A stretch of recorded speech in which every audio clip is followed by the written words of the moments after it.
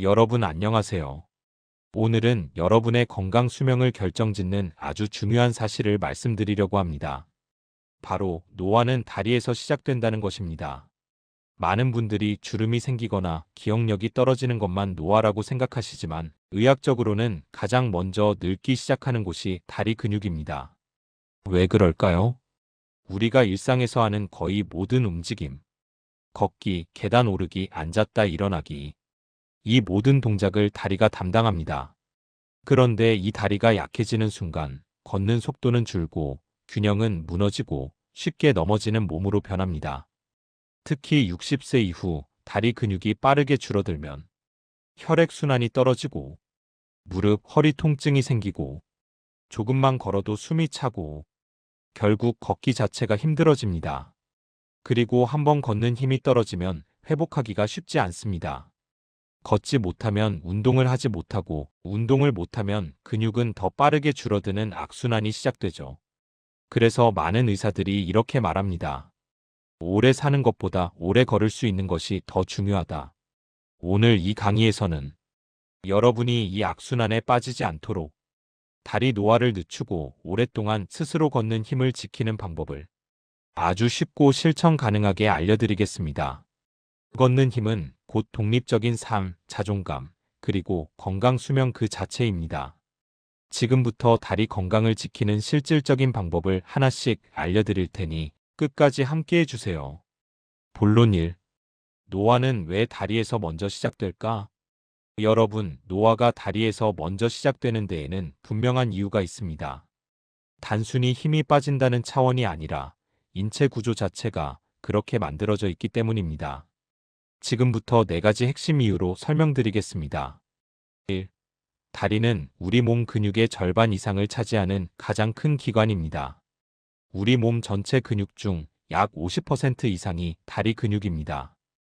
허벅지, 종아리, 엉덩이 근육은 몸의 가장 큰 근육들로 이루어져 있는데 이 큰 근육들이 나이가 들며 가장 먼저 감소하기 시작합니다.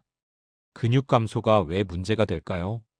기초대사량이 떨어져 살이 쉽게 찜, 체력이 급격히 저하, 오래 서 있기조차 힘들어짐, 근육이 줄어드는 속도는 30대부터 시작되며 특히 60세 이후에는 매년 약 1%씩 빠르게 사라진다고 알려져 있습니다. 가장 큰 근육부터 먼저 사라지니 당연히 다리에서 노화를 먼저 느끼는 것입니다. 2. 혈액순환의 관문이 바로 다리이기 때문입니다. 심장에서 가장 멀리 떨어져 있는 곳이 다리입니다. 즉, 혈액을 아래로 보내는 것은 쉽지만 다시 위로 올려 보내려면 강한 다리 근육의 힘이 필요합니다. 다리가 약해지면 어떤 일이 생길까요? 다리 붓기, 발이 차고 저림, 하지정맥류, 피로 회복이 더딤. 특히 종아리 근육은 제2의 심장이라고 불릴 만큼 중요합니다.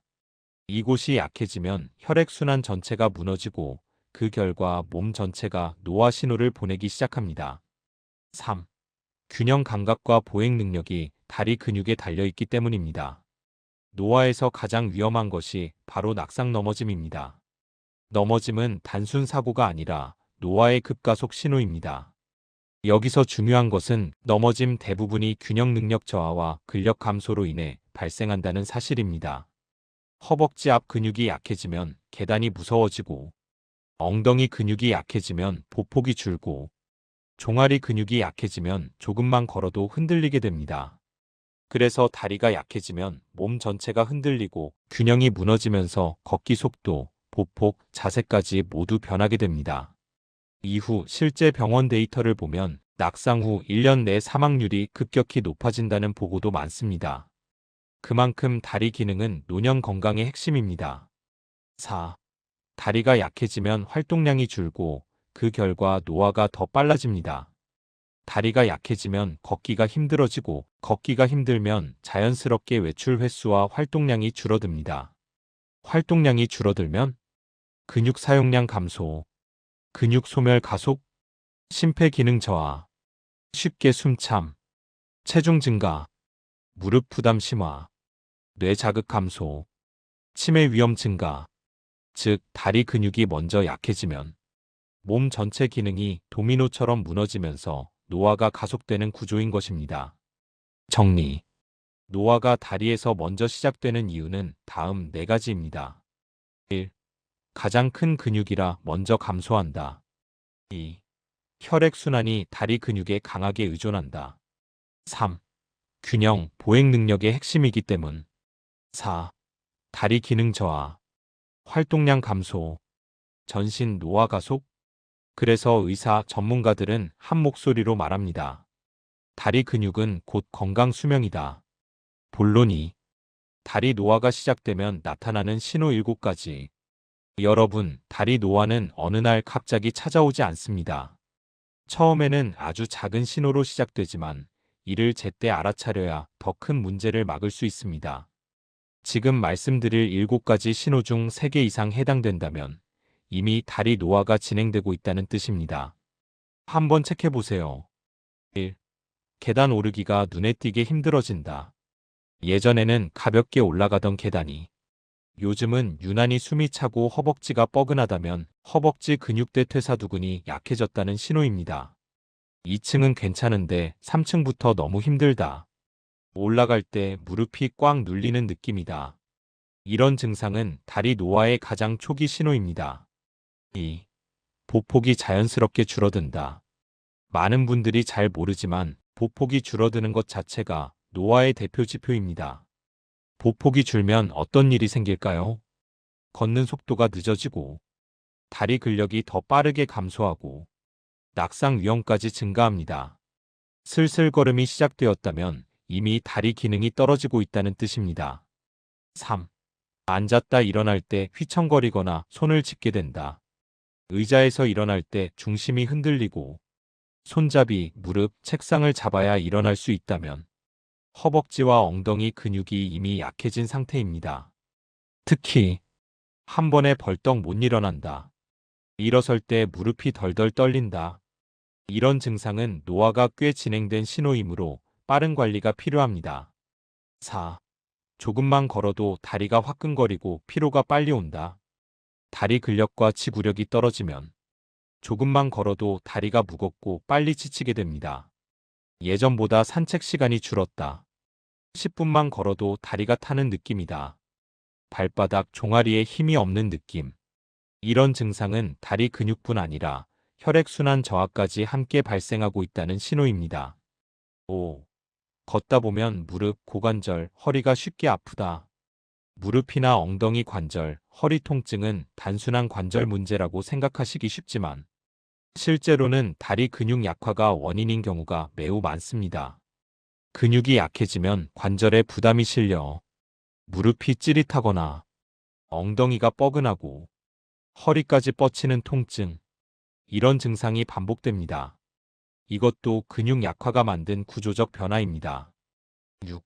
걸을 때 속도가 눈에 띄게 느려진다. 여러분이 걷는 속도는 건강 상태를 보여주는 매우 중요한 지표입니다. 의학 연구에서도 걷는 속도는 생존율과 직접적으로 연결된다고 말합니다. 속도가 느려지는 이유는 근육 힘 저하, 균형 감각 저하, 보폭 감소, 이 3가지가 동시에 나타나기 때문입니다. 걸음이 느려졌다는 건 이미 다리에서 여러 기능이 떨어지고 있다는 신호입니다. 7. 다리가 자주 붓고 무겁고 차갑다. 다리가 자주 붓는다는 것은 다리 근육이 피를 위로 올려보내지 못한다는 신호입니다. 발등이 붓는다. 양말 자국이 오래 남는다. 다리가 차갑고 무겁다. 오후만 되면 다리가 퉁퉁 붓는다. 이런 증상은 혈액순환과 림프순환이 저하된 전형적인 다리 노화 신호입니다. 정리. 다리 노화의 대표 7가지 신호는 다음과 같습니다. 1. 오르기가 힘들어진다. 2. 보폭이 줄어든다. 3. 앉았다 일어날 때 휘청거린다. 4. 조금만 걸어도 다리가 화끈하고 피곤하다. 5. 관절 통증이 자주 생긴다. 6. 걷는 속도가 느려진다. 7. 다리가 붓고 무겁다. 이 중 3개 이상 해당된다면 지금부터 적극적으로 다리 근육을 지켜야 합니다. 얼마든지 회복 가능합니다. 다리 근육은 회복 속도가 가장 빠른 근육입니다. 본론 3. 이렇게 안 하면 걷지도 못하게 됩니다. 반드시 해야 하는 5가지. 여러분, 지금부터 말씀드릴 5가지는 걷는 힘을 지키기 위한 절대 조건입니다. 이 5가지를 하지 않으면 결국 다리 근육은 계속 빠지고 언젠가 걷는 힘을 잃는 시점이 찾아옵니다. 하지만 좋은 소식은 이 5가지는 누구나 집에서 돈 하나 안 들이고 할 수 있다는 것입니다. 하루 10분만 투자하면 충분합니다. 1. 스쿼트보다 안전한 의자 스쿼트. 먼저 소개할 운동은 강력하지만 무릎에 부담이 거의 없는 의자 스쿼트입니다. 중장년층에게 가장 안전하고 효과적인 하체 운동입니다. 왜 필요한가? 허벅지 근육은 다리 근육 중 가장 빨리 줄어드는 곳입니다. 그리고 계단 오르기, 일어서기, 걷기, 올 다 이 근육이 합니다. 허벅지 힘이 없으면 어떤 운동을 해도 효과가 반감됩니다. 하는 법. 의자에 가볍게 앉습니다. 너무 푹 앉지 말고 허리를 세웁니다. 손은 가슴 앞에 놓거나 허벅지 위에 둡니다. 반대로 의자를 밀치면 안 됩니다. 천천히 일어섭니다. 뒤꿈치로 바닥을 누른다는 느낌으로 일어서세요. 다시 천천히 앉습니다. 탁 하고 앉지 말고 조용히 앉는 것이 중요합니다. 근육을 끝까지 쓰는 동작입니다. 횟수. 하루 10회 3세트. 너무 쉬우면 15회 3세트. 효과. 허벅지 힘 증가. 무릎 안정. 보폭 증가. 앉았다 일어나기 쉬워짐. 실제로 의자 스쿼트 몇 주만 해도 다리에서 힘이 나는 느낌이 확실히 옵니다. 2. 20초 종아리 펌프 운동. 다음은 종아리 펌프 운동입니다. 종아리는 제2의 심장이기 때문에 이 근육이 살아있어야 피가 잘 순환합니다. 왜 필요한가? 다리 붓기, 차가움, 무거움은 대부분 혈액순환 문제입니다. 종아리 근육이 약해지면 피를 위로 보내지 못해서 생기는 문제입니다. 하는 법. 서서 또는 앉아서 뒤꿈치를 천천히 들어 올리고 다시 내립니다. 이 동작을 20회 반복합니다. 팁. 발은 11자. 너무 빨리 하지 말 것. 종아리가 조이는 느낌이 들면 제대로 하고 있는 것. 효과. 다리 붓기 감소. 혈액순환 개선. 야간 다리쥐 예방. 아침에 몸이 가벼워짐. 이 운동은 하루에 자주 해도 됩니다. 설거지하면서 TV 보면서도 할 수 있어 가장 쉬운 운동입니다. 3. 하루 5분 빠르게 걷기 추가. 걷기 자체는 누구나 하지만 조금 빠르게 걷는 순간 운동 효과가 완전히 달라집니다. 왜 필요한가? 빠르게 걷기는 전신 운동입니다. 허벅지, 엉덩이, 종아리, 심폐까지 한 번에 자극합니다. 특히 빠르게 걷기는 의학 연구에서 수명 연장 효과가 가장 높다는 운동 중 하나입니다. 어떻게 할까? 내가 평소 걷는 속도보다 조금만 빠르게 5분만 추가. 기준. 숨이 아주 약간 차는 정도. 대화가 조금 힘들 정도. 다리 지면을 탄탄하게 딛는 느낌. 효과. 보폭 증가. 걷는 속도 향상. 하체 지구력 증가. 체지방 감소. 심장폐 기능 강화. 걷기는 누구나 하죠. 그런데 5분만 빠르게 걷기를 추가하면 노화 속도가 달라집니다. 4. 균형 감각 강화 운동. 한 발 서기. 넘어지지 않는 몸을 만드는 가장 쉬운 방법입니다. 왜 필요한가? 노년기의 가장 위험한 사고는 낙상입니다. 특히 고관절 골절은 회복이 매우 어렵고 1년 내 사망률까지 높아진다고 알려져 있습니다. 균형 능력은 나이가 들수록 자연스럽게 떨어지기 때문에 이 능력을 매일 훈련해야 합니다. 하는 법. 1. 벽이나 의자 옆에 서고. 2. 한 발을 들어 10초 버티기. 3. 반대쪽도 10초. 4. 익숙해지면 20초에서 30초로 늘리기. 팁.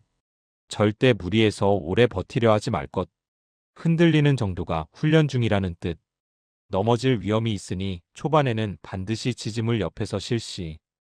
효과. 균형 능력 향상. 넘어짐 예방. 발목, 무릎, 엉덩이 안정. 걷는 자세 개선. 단 10초의 작은 습관이 여러분의 보행 안전을 완전히 바꿉니다. 5. 엉덩이 근육 강화 운동. 브릿지 운동. 엉덩이는 다리 근육 중에서도 핵심 조절 근육입니다. 엉덩이가 약해지면 무릎, 고관절, 허리까지 모두 영향을 줍니다. 왜 중요한가? 엉덩이 근육이 약해지면 보폭이 작아지고 걷는 자세가 무너지며 관절 통증이 올라옵니다. 특히 노화로 가장 빨리 약해지는 부위가 바로 둥근 엉덩이입니다. 하는 법. 바르게 누워서 무릎을 90도로 세웁니다. 천천히 엉덩이를 위로 들어 올립니다. 허리는 꺾지 말고 엉덩이 힘으로만 들어 올립니다. 1에서 2초 버틴 후 천천히 내려옵니다. 횟수 15회 3세트. 효과 허리 안정, 고관절 안정, 보폭이 넓어짐, 걸음걸이가 안정됨, 대퇴 둥근 전체 강화. 브릿지는 누워서 하는 운동이라 매우 안전합니다. 하지만 효과는 굉장히 강력합니다. 결론. 이 5가지는 선택이 아니라 필수입니다. 오늘 말씀드린 다리 근력 5대 운동을 정리하면 다음과 같습니다. 1. 의자 스쿼트. 하체 근력의 기반. 2. 종아리 펌프. 혈액순환과 다리 붓기 해결. 3. 빠르게 걷기. 전신 지구력 강화. 4. 한발 서기.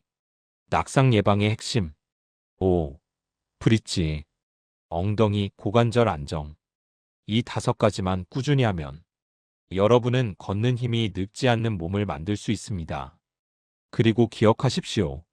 걷는 힘은 독립적인 삶이고 건강 수명입니다. 여러분의 다리 힘은 여러분의 인생 후반전을 결정합니다. 본론 4. 다리 근육을 망치는 최악의 습관 5가지. 여러분, 다리 근력을 키우는 것만큼 중요한 것이 있습니다. 바로 근력을 갉아먹는 나쁜 습관을 없애는 것입니다. 아무리 운동을 해도 아래 5가지 습관을 계속하면 근력이 다시 빠져나가고 노화 속도는 더 빨라집니다. 지금부터 체크해 보세요. 5가지 중 2개 이상 해당된다면 반드시 고쳐야 합니다. 1. 오래 앉아있기. 다리 노화의 1순위 원인. 하루 3시간 이상 앉아있으면 다리 근육은 거의 쓰이지 않습니다. 근육은 사용하지 않으면 바로 사라지는 조직이라 오래 앉아있는 습관은 노화 속도를 크게 올립니다. 다리 저림, 종아리 붓기, 허벅지 근손실. 이 모두 장시간 앉아있는 생활에서 비롯됩니다. 가능하다면 1시간마다 1에서 2분만 걸어주는 것만으로도 충분히 개선됩니다. 2. 계단을 의도적으로 피하는 습관. 계단은 최고의 생활 속 근력 운동입니다. 그런데 체력 저하가 느껴지면 오히려 계단을 피하게 됩니다. 하지만 계단을 안 쓰면 허벅지 근육 더 약해지고 보폭 더 줄고 무릎 엉덩이 균형 악화. 결국 다리 노화가 훨씬 빨라집니다. 무리하지 않는 선에서 계단 1에서 2층만이라도 도전해주세요. 3. 다리 꼬는 습관. 다리를 꼬면 골반이 틀어지고 골반이 틀어지면 한쪽 다리 근육만 과사용. 무릎 고관절 통증, 허리 통증까지 전달. 특히 엉덩이 근육이 약한 분들이 더 쉽게 통증을 느끼게 됩니다. 앉을 때는 양발 11자, 양무릎 나란히가 기본입니다. 4. 무릎을 굽힌 자세로 오래 일하기. 설거지나 청소, 장시간 요리할 때 무릎을 굽히고 몸을 앞으로 숙인 자세가 오래 지속되면 허벅지와 무릎의 과부하가 걸립니다. 이런 자세는 무릎 연골 마모, 허벅지 근육 약화, 허리 고관절 통증의 원인이 됩니다. 작은 발판에 한 발씩 번갈아 올려놓는 것만으로도 허리다리 부담이 크게 줄어듭니다. 5. 뒤꿈치가 높은 신발, 푹 꺼지는 신발. 하이힐뿐 아니라 뒤꿈치가 높은 운동화, 지나치게 푹신한 슬리퍼도 문제입니다. 이런 신발은 종아리 근육을 약하게 만들고 보행 균형을 무너뜨리고 발바닥, 무릎, 엉덩이 통증을 유발합니다. 가장 좋은 신발은 뒤꿈치 낮고 쿠션 적당하고 발이 흔들리지 않는 신발입니다. 정리. 다리 근육을 망치는 최악의 습관 5가지. 1. 오래 앉아있기. 2. 계단 피하기. 3. 다리 꼬기. 4. 무릎 굽힌 자세 오래 유지하기. 5. 뒤꿈치 높은 불안정한 신발 신기. 이 5가지만 줄여도 다리 근력 회복 속도가 2배 이상 빨라집니다. 여러분, 오늘 강의의 핵심 메시지는 단 하나입니다. 노화는 다리에서 시작되지만 젊어지는 것도 다리에서 시작된다. 다리 근육은 우리 몸에서 가장 먼저 늙는 곳이지만 반대로 가장 빠르게 회복되는 근육이기도 합니다. 지금 다리에 힘이 조금 빠진 것 같아도, 지금 걸음이 예전만 못해도 지금부터 운동을 시작하면 반드시 회복됩니다. 오늘 알려드린 5가지. 의자 스쿼트, 종아리 펌프, 빠르게 걷기, 한발 서기, 브릿지 운동.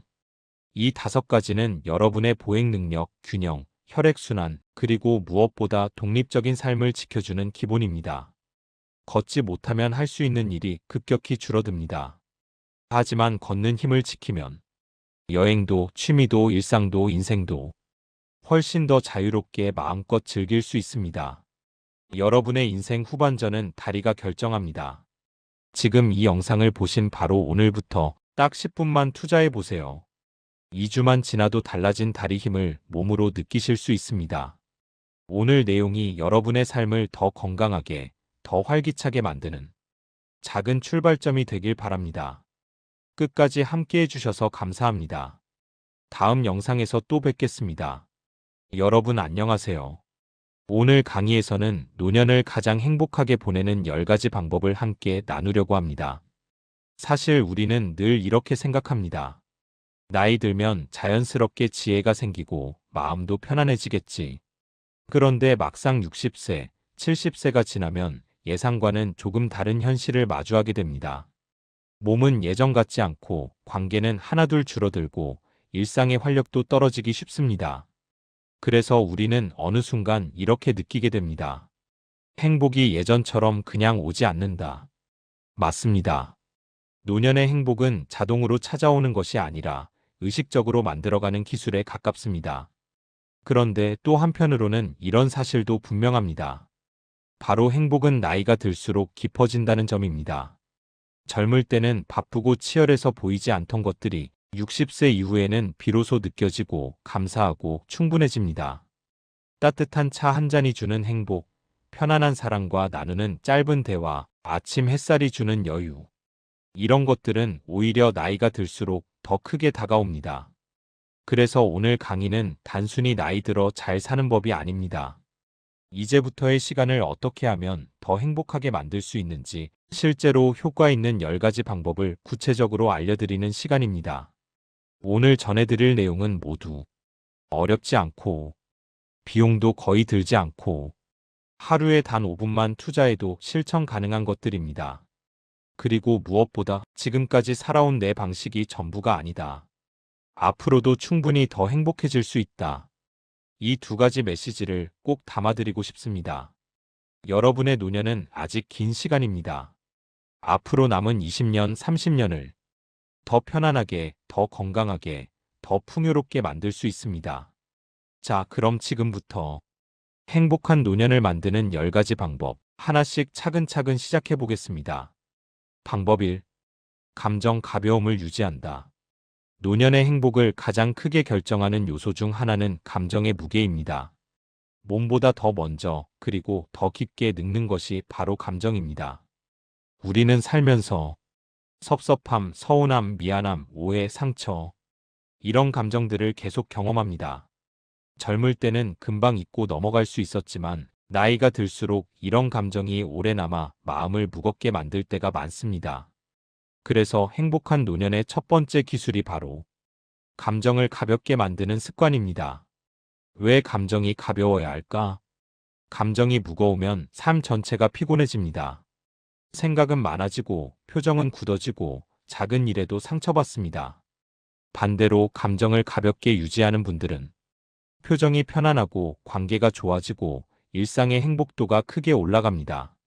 실제로 심리학 연구에서도 감정 부담을 줄이면 우울감이 감소하고 마음의 회복 탄력성이 증가한다고 합니다. 그럼 어떻게 감정을 가볍게 만들 수 있을까? 1. 섭섭함을 오래 가지고 있지 않는다. 섭섭함은 하루만 지나도 2배가 되고 일주일이 지나면 이유도 흐려집니다. 그래서 24시간 원칙을 추천드립니다. 섭섭함이 생기면 24시간 안에 정리하거나 털어내기. 말로 표현해도 좋고 산책하면서 혼자 정리해도 좋고 그냥 이건 그냥 넘어가도 되는 일이라고 스스로 인정해도 됩니다. 2. 오해는 빨리 풀기. 오해는 오래 두면 상처로 바뀝니다. 그리고 나이가 들수록 자존심 때문에 먼저 말하기가 어려워지죠. 하지만 행복한 분들은 이렇게 말합니다. 정말 중요한 관계라면 내가 먼저 움직인다. 문자 한 줄이면 충분합니다. 그날은 내가 조금 예민했던 것 같아요. 괜찮으시죠? 이 한 줄이 관계의 무게를 확 줄여줍니다. 3. 감정을 기록하면 가벼워진다. 하루에 한 문장이라도 좋습니다.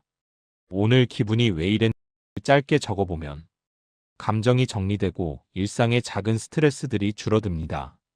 예를 들어 오늘은 이유 없이 마음이 무거웠다. 산책하니 조금 나아졌다. 약속이 취소돼 서운했지만 오히려 쉬는 시간이 되어 좋았다. 이렇게 간단하게 적는 것만으로도 감정이 흐릅니다. 4. 나를 너무 심각하게 보지 않는 태도. 행복한 분들의 공통점은 유머 감각입니다. 스스로를 가볍게 바라보는 여유, 실수도 웃어넘길 수 있는 태도, 이런 것들이 행복을 크게 키웁니다. 가끔은 이렇게 말해보세요. 뭐, 그럴 수도 있지. 이 한마디면 마음이 훨씬 부드러워집니다. 감정이 가벼워지면 일어나는 변화. 얼굴이 밝아집니다. 관계가 편안해집니다. 혼자 있을 때도 마음이 안정됩니다. 건강에도 긍정적인 영향이 옵니다. 무엇보다 중요한 것은 감정의 가벼움은 지금 나이에서 가장 만들기 쉬운 행복의 기술이라는 점입니다. 작은 실천 하나하나가 여러분의 마음을 가볍게 하고 여러분의 노년을 훨씬 더 행복하게 만들어 드릴 것입니다. 방법이 집착을 비워내고 여유를 키운다. 노년의 행복을 무너뜨리는 가장 큰 장애물이 무엇인지 아십니까? 바로 집착입니다. 나이가 들면 자연스럽게 경험이 쌓이고 그 경험 때문에 내 방식이 강해집니다. 그러다 보니 생각은 굳어지고 인정은 어려워지고 마음은 자꾸 좁아집니다. 그런데 행복한 분들은 공통적으로 이렇게 말합니다. 놓을 수 있을 때 행복이 들어온다. 집착은 왜 생길까? 나이가 들면서 우리는 점점 통제할 수 있는 것이 줄어든다는 불안을 느낍니다. 건강, 일, 자녀, 인간관계. 젊을 때처럼 마음대로 되지 않다 보니 오히려 더 집착이 강해지는 경우가 많습니다. 과거의 선택에 대한 집착, 내 방식이 정답이라는 생각, 자녀의 삶을 간섭하고 싶은 마음, 나이 드는 몸에 대한 불안, 지나친 자존심, 이런 집착들은 결국 내가 나를 힘들게 만드는 무거운 짐이 됩니다. 행복한 노년은 놓는 기술을 가져야 한다. 행복한 분들의 공통점은 필요 없는 것을 버리고 중요한 것만 붙잡는 능력입니다. 다시 말해, 집착을 비워내면 여유가 생기고 여유가 생기면 행복이 들어옵니다. 집착을 비우는 4가지 실천 방법. 1. 과거를 붙잡지 않는 연습. 그때 그 선택이 잘못된 건 아닐까? 그때 더 열심히 살 걸. 하지만 과거는 바꿀 수도 없고 다시 돌아오지도 않습니다.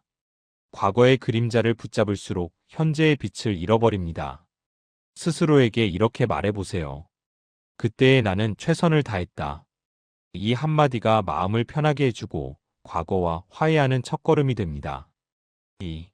자녀 문제는 70%까지만 책임지기. 자녀가 잘 살기를 바라는 마음은 당연합니다. 하지만 간섭이 지나치면 관계가 불편해지고 서운함만 쌓입니다.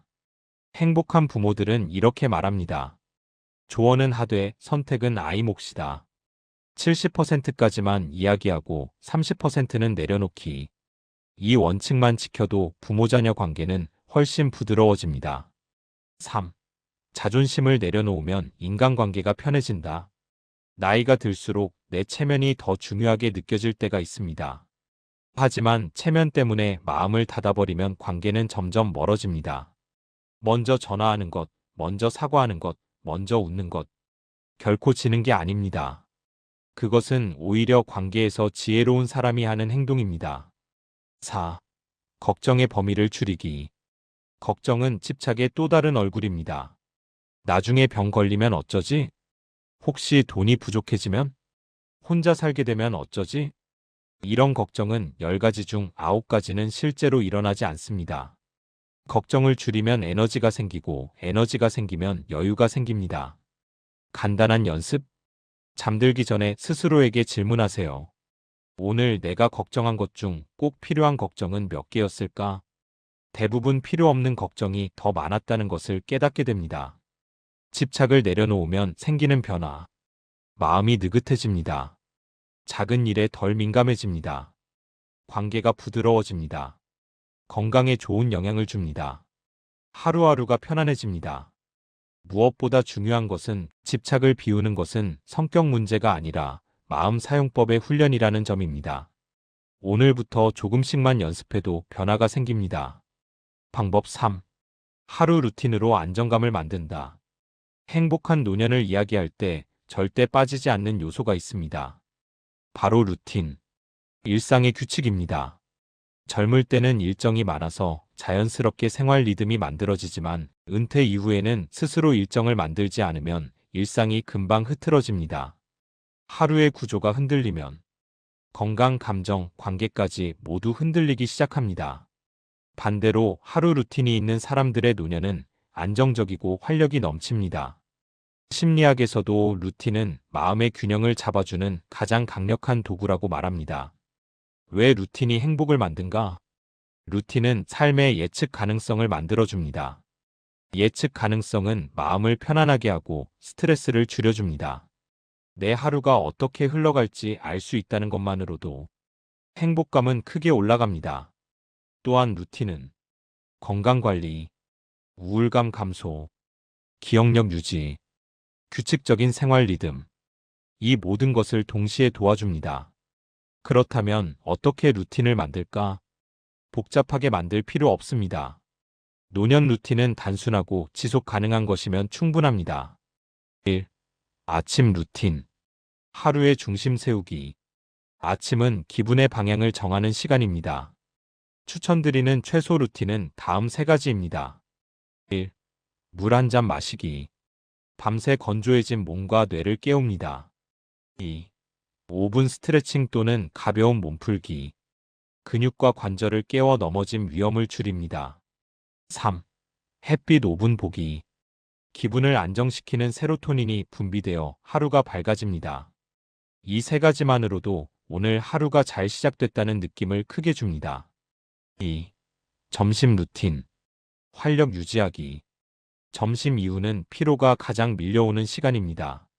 이때 작은 루틴이 하루 전체의 컨디션을 바꿉니다. 20분 산책. 빠르게 걸을 필요 없습니다. 천천히라도 꾸준히 걷는 것이 핵심입니다. 오래 사는 사람들의 공통점은 모두 걷는다는 연구도 있습니다. 규칙적 식사. 점심을 걸으면 오후 기운이 떨어지고 저녁 과식으로 이어질 수 있습니다. 짧은 휴식 10분. 잠깐 눈을 감고 호흡하는 것만으로도 피로가 줄어듭니다. 3. 저녁 루틴. 마음 정리 시간. 저녁은 감정을 가볍게 만드는 시간입니다. 휴대폰 사용 시간을 줄이기. 특히 밤에는 불안한 감정을 키우는 정보가 많습니다. 저녁 1시간 전 스마트폰 휴식만 해도 수면의 질이 달라집니다. 가벼운 정리. 테이블, 싱크대, 거실. 정리는 마음을 안정시키고 다음 날을 가볍게 만듭니다. 감사 1문장 쓰기. 오늘 좋았던 일 한 가지만 적어도 마음 상태가 달라집니다. 예. 따뜻한 날씨 덕분에 산책을 잘했다. 오랜만에 지인과 통화해 기분이 좋았다. 이런 작은 기록이 삶을 더욱 단단하게 만들어줍니다. 루틴은 잘하는 것이 목적이 아니다. 루틴을 완벽하게 지킬 필요는 없습니다. 중요한 것은 지속성입니다. 일주일에 3에서 4번만 지켜도 충분합니다. 행복한 분들은 루틴을 의무로 하지 않습니다. 그들은 이렇게 말합니다. 루틴은 나를 지키는 안전장치다. 이런 마음가짐이 루틴을 오래 지속할 수 있게 해줍니다. 루틴이 만들어주는 변화. 하루가 안정적입니다. 마음이 차분해집니다. 건강이 개선됩니다. 무기력감이 줄어듭니다. 삶의 기쁨이 커집니다. 특히 나이가 들수록 반복은 지루함이 아니라 안정이다. 이 문장을 기억하시면 좋습니다. 여러분의 노년을 안정시키는 가장 확실한 시작은 바로 작은 하루 루틴 만들기입니다. 방법 4. 1일 30분 몸을 움직이는 습관. 노년의 행복을 결정하는 가장 강력한 요소는 단연 건강입니다. 그리고 건강을 지키는 데 필요한 것은 거창한 운동이 아니라 매일 조금씩 움직이는 생활 습관입니다. 많은 전문가들이 강조합니다. 나이 들어 오래 사는 사람과 행복하게 사는 사람의 공통점은 걷기다. 과장을 조금 보태면 걷는 시간만 늘려도 노년의 삶이 완전히 달라집니다. 왜 30분이 중요할까?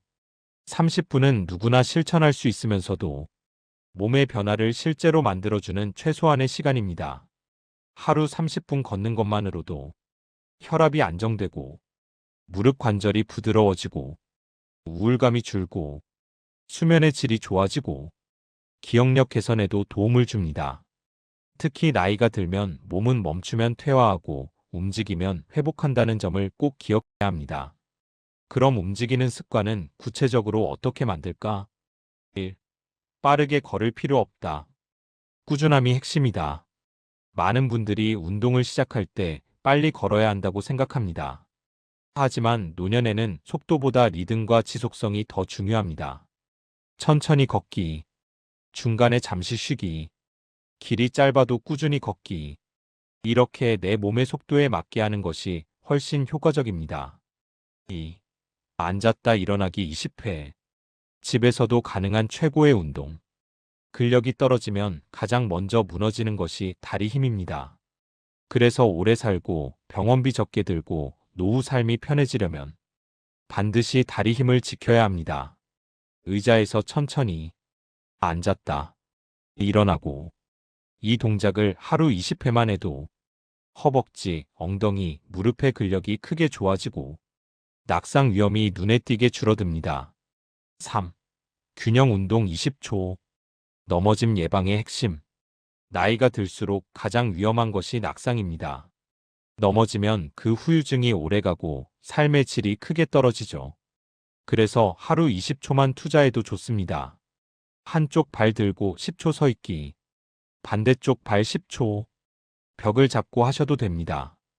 이 짧은 균형 운동이 낙상 예방에 큰 도움이 됩니다. 4. 관절 스트레칭. 부드러운 몸이 건강의 비결. 스트레칭은 몸의 쇠붙이를 녹여주는 기름과 같습니다.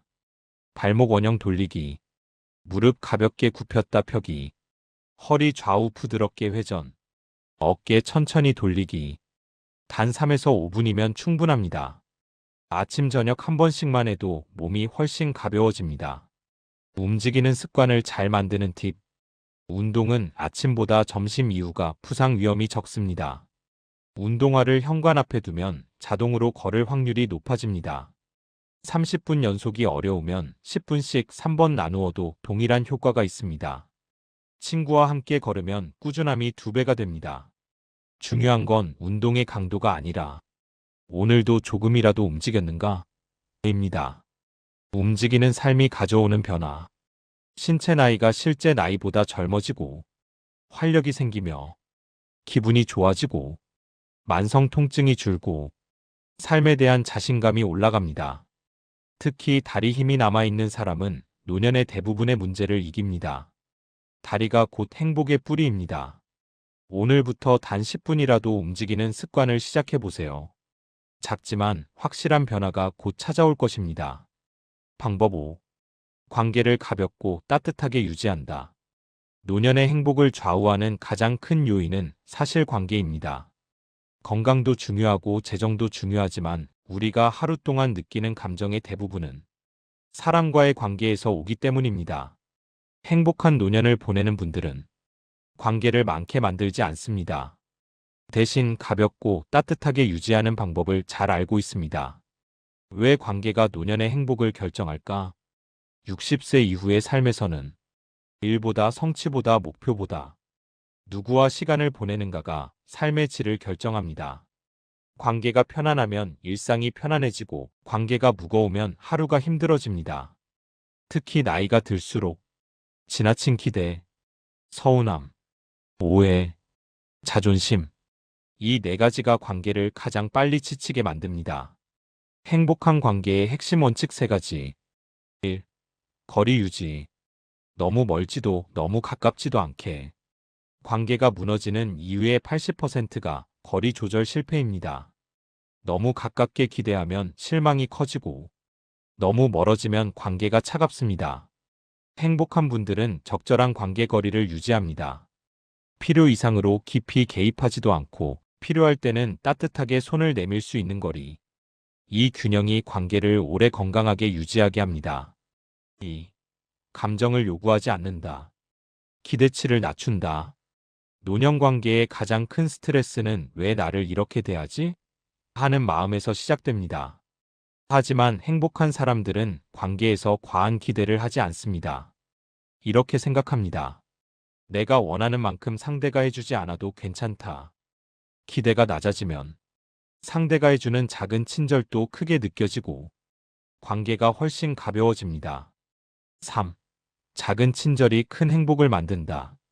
비싼 선물보다 짧은 연락 한 번, 따뜻한 말 한마디, 밥 한 번 함께 먹자는 말이 노년의 관계에는 훨씬 큰 힘을 가집니다. 오늘 날씨 좋네요. 산책 나가보세요. 지난번 이야기 힘이 되었어요. 건강 잘 챙기세요. 이렇게 작은 말들이 관계를 부드럽게 하고 이 사람이 내 편이구나 하는 안정감을 줍니다. 관계를 따뜻하게 만드는 실전 루틴. 일주일에 한 번 3명에게 짧은 안부 문자 보내기. 약속을 억지로 만들지 않기. 자연스러운 만남을 선호하기. 상대의 말에 맞서기보다 그럴 수도 있지요라고 말하기. 과하게 기대하지 않기. 기대가 줄면 서운함도 줄어든다. 불편한 관계는 억지로 붙잡지 말고 자연스럽게 거리두기. 관계의 따뜻함은 많은 노력에서 오지 않습니다. 작지만 꾸준한 관심에서 생깁니다. 관계가 편안해지면 나타나는 변화. 마음이 안정됩니다. 외로움이 줄어듭니다. 스트레스가 크게 감소합니다. 우울감이 예방됩니다. 일상의 행복도 올라갑니다. 특히 중요한 사실은 노년의 행복은 결국 좋은 사람 몇 명으로 충분하다는 것입니다. 그 몇 명만 잘 유지해도 여러분의 노년은 훨씬 따뜻하고 안정적으로 흘러갑니다. 방법 6. 돈 쓰는 방식을 바꾼다. 노년의 행복에서 돈은 매우 중요한 요소입니다. 그런데 중요한 점은 하나입니다. 행복을 결정하는 것은 돈의 양이 아니라 돈을 쓰는 방식이다. 같은 돈을 가지고도 어떤 사람은 여유롭게 살고 어떤 사람은 늘 부족하다고 느낍니다.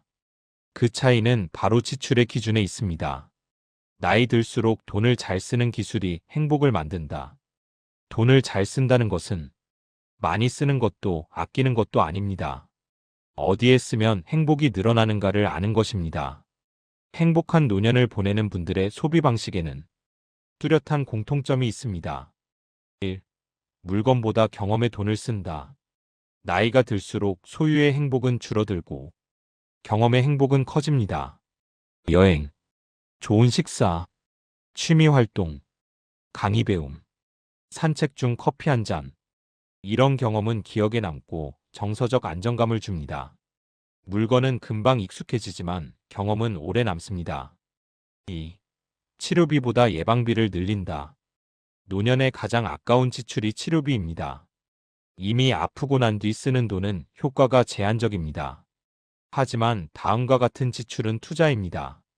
건강검진, 영양 밸런스 식재료, 적당한 운동복, 편한 신발, 근력균형 운동 프로그램.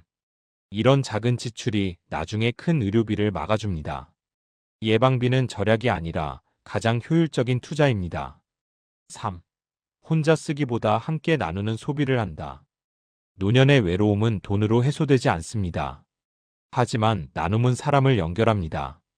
친구와 식사 나누기, 손주에게 작은 선물, 생활 지혜를 다른 사람에게 제공하기, 이웃과 음식 나누기. 크지 않아도 됩니다. 5,000원, 10,000원이라도 누군가와 함께하는 소비는 행복감을 크게 높입니다. 4. 자기 자신에게 쓰는 돈을 아까워하지 않는다. 많은 분들이 노년에 오면 나한테 쓰는 돈은 사치지, 이렇게 생각합니다. 하지만 행복한 노년을 보내는 사람들은 자기 자신에게 쓰는 지출을 인생의 필수라고 생각합니다. 스스로를 위한 선물, 편안한 친구, 깔끔한 의류, 배우고 싶은 강좌. 이는 삶의 질을 직접적으로 높여주는 지출입니다. 지금 나를 위한 소비가 바로 내 행복을 만든다. 5. 돈을 걱정의 도구가 아니라 도움의 도구로 쓴다.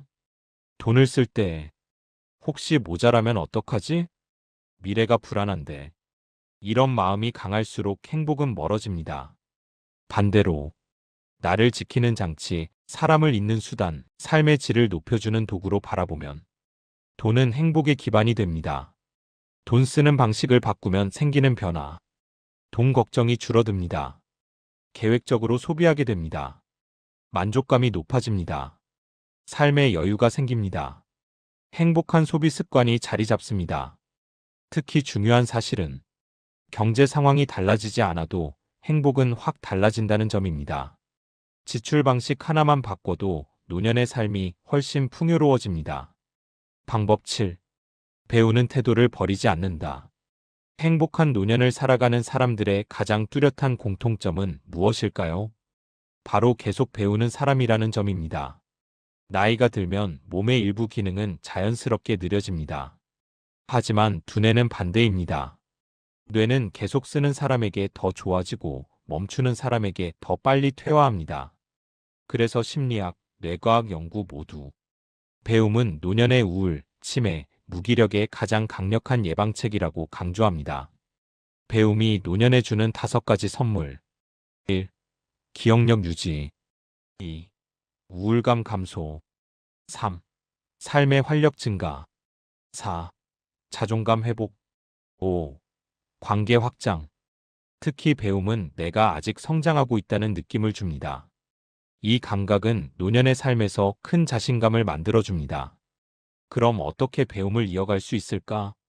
비싼 강의를 들을 필요도 없고 어려운 공부를 할 필요도 없습니다. 핵심은 단 하나, 매일 조금이라도 배우는 습관을 만드는 것. 1. 책 읽기. 2주에 한 권이면 충분. 책은 비용 대비 행복 효과가 가장 높은 배움입니다. 특히 삶을 깊어지게 하는 책들, 건강, 심리, 인간관계, 철학 같은 주제들은 노년에 큰 위로와 지혜를 줍니다. 책 한 권을 2주에 한 번 읽는 것만으로도 뇌 기능은 꾸준히 살아 있습니다. 2. 스마트폰 기능 하나씩 배우기. 많은 시니어 분들이 스마트폰을 어려워하시지만 사실 스마트폰은 배움에 좋은 도구입니다. 사진 정리, 메모 작성, 카카오톡 숨겨진 기능, 유튜브 구독 관리. 이런 작은 기능을 하나씩 익히면 뇌가 활성화되고 일상이 편해집니다. 3. 취미를 새로운 분야로 확장하기. 기존 취미를 이어가는 것도 좋지만 새로운 것에 도전하는 용기가 뇌를 가장 크게 자극합니다. 그림 그리기, 악기 배우기, 요리 클래스, 글쓰기, 가드닝, 여행 동호회 참여. 새로운 취미는 삶의 기대감을 만들어줍니다. 4. 평생교육원, 소모임 활용하기. 지역 평생교육원, 주민센터, 교회문화센터 등에는 저렴하면서도 질 좋은 강의가 많습니다. 이런 곳에서 배우는 것의 장점은 학습 관계가 동시에 생긴다는 것입니다. 배움이 사람을 만나게 하고 사람이 또 배움을 깊게 만들어줍니다. 5. 하루 5분만이라도 뇌 운동하기. 퍼즐, 단어 맞추기, 짧은 외우기, 영어 단어 1개, 숫자 기억하기. 이런 것들도 훌륭한 배움입니다. 중요한 것은 길이가 아니라 매일성입니다. 배움을 이어가면 삶이 어떻게 달라지는가? 아침에 일어나는 이유가 생기고, 외로움이 덜해지고, 뇌가 젊게 유지되고, 재미있는 일들이 늘어나며 삶에 자신감이 생깁니다. 특히 중요한 점은 배움은 나이를 초월한다는 사실입니다. 70세든 80세든 심지어 90세가 되어도 배우는 사람은 계속 성장하고 발전합니다. 방법 8. 나만의 몸, 집, 마음 미니멀리즘. 노년의 행복을 높이는 가장 빠르고 확실한 방법 중 하나는 바로 가벼워지는 것입니다. 여기서 말하는 가벼움은 몸만이 아니라 집, 마음, 인간관계까지 모두 포함합니다. 나이를 먹을수록 불필요한 것은 줄이고 진짜 중요한 것만 남겨야 삶이 편안해집니다. 행복한 노년을 사는 분들은 거의 모두가 이 미니멀리즘을 실천하고 있습니다. 큰 욕심이 없고 마음이 가볍고 집도 단정하며 몸에 불필요한 부담을 두지 않습니다. 미니멀리즘이 필요한 이유. 나이가 들면 작은 불편이 큰 위험이 됩니다. 집안에 물건이 많으면 넘어짐 위험이 커지고 불필요한 일정은 체력을 빼앗고 마음속 짐이 많으면 감정이 무거워지고 집과 마음이 복잡하면 스트레스가 늘어납니다. 반대로 집과 마음을 단순하게 유지하면 삶이 훨씬 부드럽고 여유로워집니다. 1. 집 미니멀리즘. 안정과 편안함을 동시에. 핵심 원칙. 쓰지 않는 물건은 없는 것보다 더 위험하다. 바닥에 있는 잡동사니 치우기. 오래된 카펫 발판 정리. 필요 없는 가구 줄이기. 동선을 방해하는 물건 최소화. 주방 욕실은 간단하고 안전하게 구성. 특히 집 안 낙상 사고의 절반 이상이 물건 때문입니다. 물건을 줄이는 것만으로도 사고 위험이 크게 줄어듭니다. 그리고 공간이 깨끗하면 정서적 안정감이 올라가고 집이 주는 행복감이 커집니다. 2. 몸 미니멀리즘. 몸에 부담 주는 것 줄이기. 몸의 미니멀리즘은 덜어내기에 집중합니다. 과식 줄이기. 과한 양념, 나트륨 줄이기. 늦은 시간 먹는 습관 줄이기. 무리한 운동 줄이고 꾸준한 운동으로 대체. 약물 남용하지 않기. 몸이 가벼워지면 생각이 맑아지고 움직임도 부드러워집니다. 특히 50%만 배부르게 먹는 습관은 관절, 소화기, 심장 건강에 모두 좋습니다. 3. 마음 미니멀리즘. 불필요한 걱정과 비교 줄이기. 마음속 물건도 정리가 필요합니다. 과거의 후회, 남과의 비교, 불필요한 걱정, 자녀 문제에 대한 과한 기대, 나이에 대한 불안. 이런 마음의 잡동사니는 정리를 하지 않으면 계속 쌓여 마음을 무겁게 합니다. 마음의 미니멀리즘 실천 팁. 잠자기 전 1분, 오늘 놓아도 될 감정 한 개 적기. 누구와 비교하는 순간, 난 나대로 괜찮다 말하기. 해결할 수 없는 문제는 내려놓는 문제로 분류. 감정이 복잡하면 10분 산책으로 정리. 4. 인간관계 미니멀리즘. 적당한 사람만 남기기. 나이가 들수록 많은 관계가 행복을 만들어주지 않습니다. 나에게 따뜻한 사람 몇 명이면 충분합니다. 억지로 맞추는 관계 정리. 에너지만 빼앗는 사람과 거리 두기. 따뜻한 관계는 조금 더 챙기기. 관계를 숫자가 아닌 질로 관리하기. 관계가 정리되면 외로움이 늘어나는 것이 아니라 오히려 마음이 편안해지고 안정됩니다. 미니멀리즘이 만들어주는 삶의 변화. 사고 위험 감소. 스트레스 감소. 일상의 시간과 에너지 회복. 마음의 평온. 삶의 질 상승. 가벼워지는 만큼 행복의 공간이 커집니다. 노년의 행복은 덜어낼수록 더 커지는 행복입니다. 방법 9. 기여감을 느낄 수 있는 활동 만들기. 노년의 행복을 길게 가져가는 핵심 요소 중 하나가 바로 기여감입니다. 기여감이란 내가 누군가에게 도움이 되고 있다.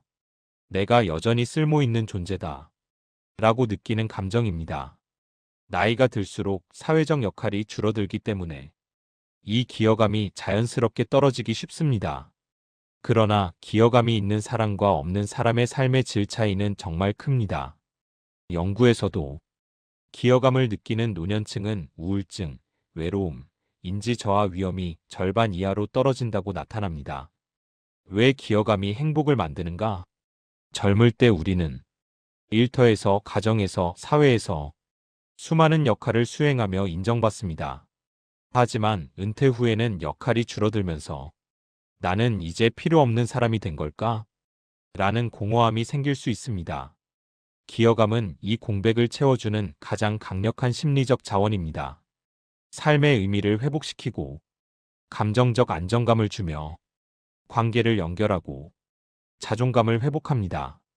기여감이 있는 사람은 나이에 상관없이 밝고 활력이 있습니다. 그렇다면 어떻게 기여감을 만들 수 있을까? 기여감은 거창한 활동에서 오지 않습니다.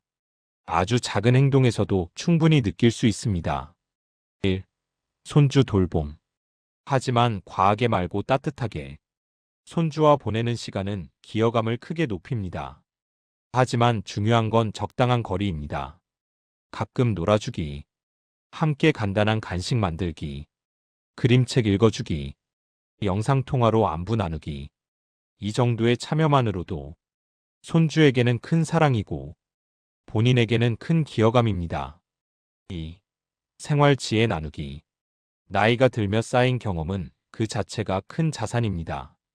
경제 생활 지혜, 인간관계 조언, 건강관리 노하우, 요리 비법, 장보기 살림 노하우. 누군가가 선생님 조언 덕분에 도움됐어요 라고 말할 때 기여감은 자연스럽게 올라갑니다. 3. 봉사활동. 몸이 아니라 마음을 나누는 봉사. 예전처럼 몸을 쓰는 봉사만 있는 것이 아닙니다. 전화 말벗 봉사, 취약계층 안부 확인, 지역 어린이 책 읽어주기, 고독사 예방 모니터링, 글쓰기, 책 읽기 멘토링. 가벼운 봉사만으로도 삶에 활력과 의미가 생깁니다. 4. 취미로 이웃과 연결되기. 취미는 관계와 기여를 동시에 만드는 좋은 도구입니다. 뜨개질, 기부, 그림, 전시회 참가, 텃밭 채소, 나눔, 손뜨개 인형, 지역센터 나눔. 자연스럽게 누군가에게 도움되는 활동이 됩니다. 5. 온라인 기여. 새로운 시대의 기여 방식. 스마트폰을 조금만 활용하면 온라인에서도 기여 활동을 할 수 있습니다. 블로그의 생활 꿀팁 공유, 유튜브 댓글로 경험 나누기, 카페나 커뮤니티에서 인생 조언, 독서 기록 공유. 작은 글 한 줄도 누군가에게는 큰 힘이 됩니다. 기여감을 높이면 생기는 변화. 외로움이 현저히 줄어든다. 아침에 일어나는 이유가 생긴다.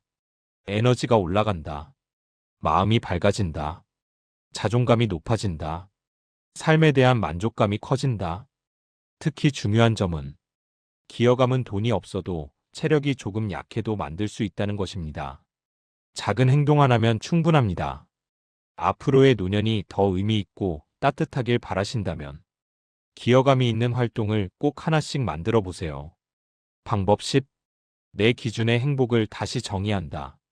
노년의 행복을 완성하는 마지막 방법은 바로 내 기준의 행복을 다시 세우는 것입니다. 우리는 평생 동안 가족, 직장, 사회, 주변 시선 속에서 무엇이 좋은 삶인지 정해진 기준에 맞춰 살아왔습니다. 좋은 직장, 좋은 집, 자녀 성공, 경제적 안정, 사회적 역할. 이런 기준들은 젊을 때는 분명 중요했지만 노년에는 더 이상 내 행복의 기준이 되지 않습니다. 이제는 진짜로 중요한 질문을 해야 합니다. 앞으로 남은 인생을 무엇을 기준으로 행복하다고 느낄 것인가? 왜 노년에는 행복의 기준이 달라져야 할까? 나이가 들수록 삶의 속도는 느려지고 세상과의 경쟁에서는 자연스럽게 벗어나게 됩니다. 그러면 남는 것은 단 하나, 내가 정말 원하는 삶의 모양입니다. 행복은 남이 정해주는 것이 아닙니다. 이제는 세상의 기준이 아니라 내가 원하는 대로, 내 리듬대로, 내 방식대로 살아도 되는 시기입니다. 내 기준의 행복을 다시 만드는 3가지 질문. 이 질문들을 가만히 마음속으로 따라해보세요. 1. 지금 내 인생에서 가장 중요한 것 3가지는 무엇인가? 건강, 평온함, 가족, 혼자만의 시간, 취미, 여행. 이 3가지가 앞으로의 삶 방향을 결정합니다. 2. 앞으로 남은 시간을 어떤 경험들로 채우고 싶은가? 많은 돈이 필요하지 않습니다. 새로운 취미 하나, 작은 여행, 매일의 산책, 따뜻한 사람과의 대화, 배우고 싶은 것, 하고 싶었지만 미뤄둔 일. 여러분이 앞으로의 삶에 넣고 싶은 것들을 하나씩 적어보면 기준이 뚜렷해집니다. 3. 지금의 나로서 충분한가? 노년의 가장 큰 불행은 부족함 때문이 아니라 부족하다고 느끼는 마음 때문입니다. 행복한 분들은 이렇게 말합니다. 지금의 나도 괜찮다. 이 나이에 이 정도면 충분하다. 이 마음이 노년을 단단하게 지켜줍니다. 내 기준의 행복을 만든 사람들의 공통점. 비교를 멈춥니다. 속도를 조절합니다. 남의 말보다 내 마음 소리를 듣습니다. 작은 것에서 행복을 찾습니다. 하루하루를 의식적으로 살아갑니다. 이들은 외적으로 크게 변하지 않아도 표정이 편안하고 마음이 잔잔하며 삶에 만족해합니다. 내 기준의 행복을 만들면 생기는 변화. 더 이상 남의 시선에 흔들리지 않습니다. 삶이 훨씬 단순하고 편안해집니다. 불필요한 욕심이 줄어듭니다. 하루의 만족도가 커집니다. 마음이 깊고 안정돼집니다. 무엇보다 중요한 것. 노년의 행복은 크고 거창한 변화가 아니라 나답게 사는 기준을 회복하는 것에서 시작된다는 점입니다. 여러분이 앞으로의 시간을 남이 아닌 나의 기준으로 채워가시길 진심으로 응원합니다. 오늘 우리는 노년을 가장 행복하게 보내는 10가지 방법을 함께 살펴보았습니다. 살다 보면 누구나 이런 생각을 합니다. 지금이라도 더 행복해질 수 있을까? 하지만 분명하게 말씀드립니다. 행복은 나이가 아니라 태도에서 만들어집니다. 오늘 이야기한 내용들을 돌아보면 크고 어려운 것들은 없습니다. 감정을 가볍게 하고 집착 대신 여유를 선택하고 작은 루틴으로 하루를 안정시키고 몸을 조금씩 꾸준히 움직이고 관계를 따뜻하게 유지하고 돈을 현명하게 사용하고 배우는 태도를 잃지 않고 집과 마음을 단순하게 만들고 기여감을 느끼는 삶을 만들고 내 기준의 행복을 다시 정의하는 것. 이 10가지는 모두 오늘 당장 여러분이 있는 자리에서 시작할 수 있는 것들입니다. 앞으로 남은 시간은 누구에게도 빼앗길 수 없는 여러분의 순수한 나만의 시간입니다. 이 시간을 어떻게 채우느냐에 따라 70대, 80대, 90대의 삶이 완전히 달라질 수 있습니다.